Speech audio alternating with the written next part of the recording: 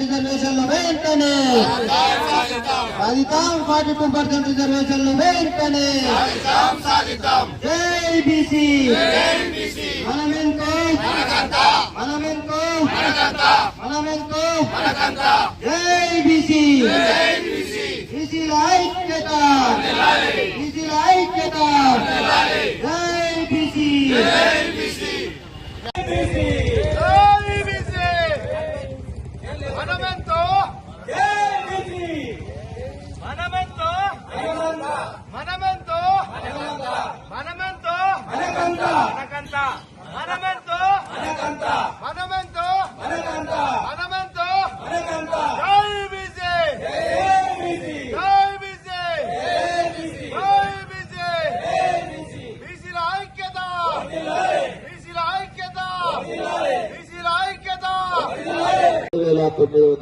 గ్రామ పంచాయతీలు ఉన్నాయి.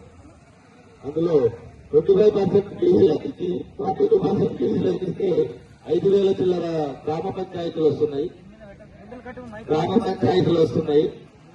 మరి అదేవిధంగా 22% అయితే 2,000 చిల్లర గ్రామ పంచాయతీలు తగ్గిపోతున్నాయి.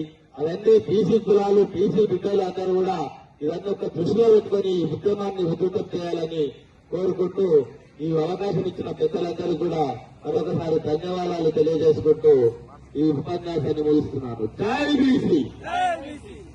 ఈ రోజు నుంచి మాకు రిజల్ట్ వచ్చే వరకు దీక్షలు కొనసాగిస్తూ అవసరమైతే నిరాహార దీక్షలు చేస్తూ ఆ యావత్ ఆమరణ నిరాహార దీక్ష కూడా పూనుకుంటామని చెప్పేసి ఈ సభాముఖంగా తెలియజేస్తున్నాం.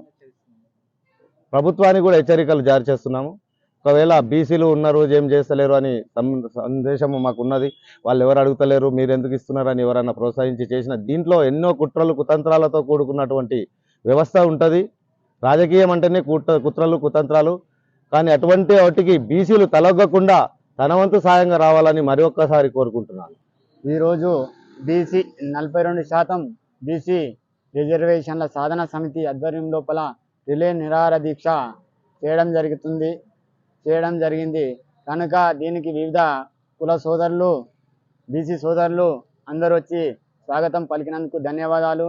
ఈరోజు మేము రిలే నిరాహార దీక్ష తీసుకున్నాం. ఈ యొక్క 42% రిజర్వేషన్లు అయ్యేంత వరకు మేము పోరాడుతూనే ఉన్నాము.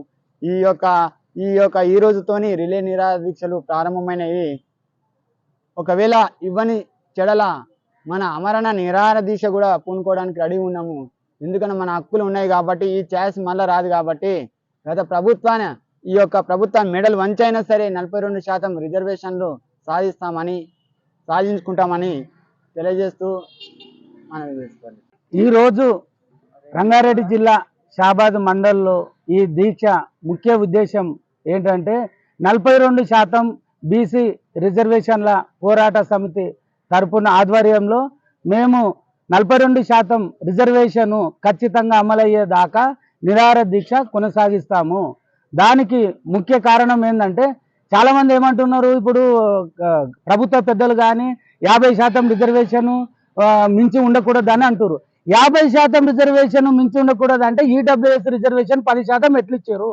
50% దాటి ఉన్నది అంటే మీ వరకు వస్తే ఉన్నత వర్గాలకు వచ్చే మీ కాడికి వస్తేనేమో వారం రోజులల్లో మొత్తం ఈడబ్ల్యూఎస్ రిజర్వేషన్ అమలు చేసుకుంటారు.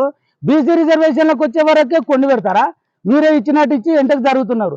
ముఖ్యంగా గౌరవ ముఖ్యమంత్రి వర్యులు రేవంత్ రెడ్డి గారికి అలాగే తెలంగాణ ప్రభుత్వానికి హెచ్చరిస్తున్నాం. మీరు ఏ కామారెడ్డి సభలో ఏ విధంగా అయితే మీరు మాట ఇచ్చారో ఆ మాట ప్రకారము ఏదో నానా మంత్రాన తూతు మంత్రాన కాకుండా తప్పనిసరిగా 42% బీసీలకు రిజర్వేషన్ అమలు చేసి ఇచ్చే బాధ్యత మీ పైన ఉన్నది. లేకపోతే రోజు రంగారెడ్డి జిల్లా షాబాద్ మండల కేంద్రంలో బీసీల ఐక్య సాధనలో కార్యక్రమంగా మొదటి రోజుగా రిలే నిరాహార దీక్ష ప్రారంభించడం జరిగింది. బహుశా తెలంగాణలో ఇదే మొదటిది అనుకుంటున్నాం మేము. మాది పూర్తిగా తెలంగాణలో బీసీలు ఐక్యమై 42% ప్రభుత్వంతో కొట్లాడి 42% సాధించుకోవాలని బీసీల అందరము సంఘటితమై ముందుకు పోవాలని కోరుతూ బీసీలు అందరూ తరతరాలుగా ఎంటబడిపోతున్న అణచివేయబడుతూ మరియు తరతరాలుగా ఎన్నో ప్రభుత్వాలు గడుస్తూ ఉన్నాయి. అయినా కూడా బీసీలు ఏడేసిన గొంగెడే ఆన్నే ఉన్నట్టుగా ఉన్నది. కాబట్టి ఇప్పుడన్నా బీసీలందరూ మేల్కొని ఇంకా ముందుకు పోయి మన యొక్క విద్యాపరంగా కానీ రాజకీయ పరంగా కానీ మన బీసీల అభివృద్ధిని ముందుకు తీసుకుపోవాలని బీసీలందరినీ నేను యావత్ తెలంగాణ బీసీ బిడ్డలను, పెద్దలను, అన్నలను, అక్కలను, అమ్మలను పాదాభివందనం చేస్తూ వారికి హృదయపూర్వకంగా బీసీ ముందుకు పోవాలి. 60% ఉన్న బీసీలు ఏడున్నాము, 4% ఉన్న రెడ్డిలు ఏడున్నారు. ఆలోచన చేయాలి ఓ బీసీ బిడ్డలారా. ఇదే మీకు మాలారెడ్డి కూడా మా సర్పంచ్ గారు, జొన్నగారు, కేంద్ర శ్రీనివాస్ గౌడ్ అన్న అందరికీ మరి ఉద్యమాలను తెలియజేస్తూ నిమ్మరసంతో ఈ దీక్ష ఈ రోజు విరమింపజేసినటువంటి దృశ్యాన్ని మనం చూస్తున్నాం. ఇంతటి ఉద్యమానికి బీసీల ఐక్యత కార్యాచరణకు నాంది వలకడానికి దీక్ష విరమింపజేయడానికి ఈ రోజు కార్యక్రమానికి ఇచ్చేసినటువంటి ముఖ్య అతిథి మారాతి మరి పలుగుట శ్రీనివాస్ గౌడ్ అన్న, గుడిమాల్కాపూర్ డైరెక్టర్ పాండన్న గారికి, ఉద్యమకారులు గారికి, ఇబ్రాహిం భాయ్ అన్న గారికి మరొకసారి ఉద్యమం తెలియజేసుకుంటూ జై బీసీ, జై బీసీ, బీసీల ఐక్యత, బీసీల ఐక్యత, సాధిద్దాం సాధిద్దాం సాధిద్దాం సాధిద్దాం.